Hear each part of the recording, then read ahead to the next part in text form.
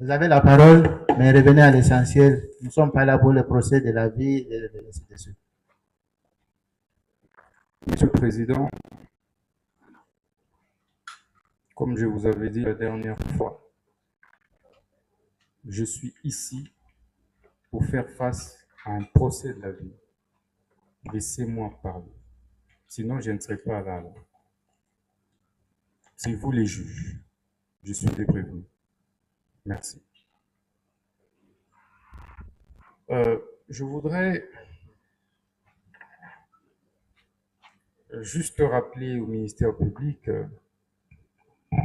en renchérissant sur les propos de mes avocats, qu'il y a un distinguo à faire entre la compétence principale de la Cour constitutionnelle et la compétence résiduelle de la Cour constitutionnelle. Et que par votre haute cour se limiter à faire un simple raccourci en développant la compétence principale, c'est extrêmement grave. Parce que c'est un haut magistrat de 35 ans d'expérience. Donc toute la jurisprudence... Veuillez vous adresser à la Cour. C'est tout ce que je voulais rappeler, qu'il y a un distinguo à établir entre la compétence principale de la Cour constitutionnelle de la compétence résiduelle. Dans la compétence résiduelle, plusieurs arrêts de principe de la Cour constitutionnelle posent deux conditions. Un acte peut être déféré au-delà de l'article 162 de la Constitution devant la Cour constitutionnelle dès lors que 1.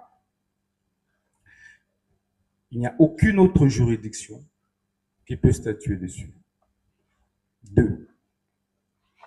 Dès lors que cet acte viole manifestement les droits fondamentaux d'un citoyen, et en l'occurrence, mes droits en général à la défense ont été systématiquement violés.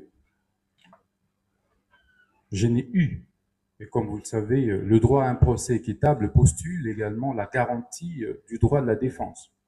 Le droit de la défense doit être respecté pour que le procès soit équitable. Ça, c'est la Constitution. Et que les règlements intérieurs de l'Assemblée nationale est un acte qui est déclaré préalablement conforme à la Constitution. Et que de ce point de vue, lorsqu'il est violé, il viole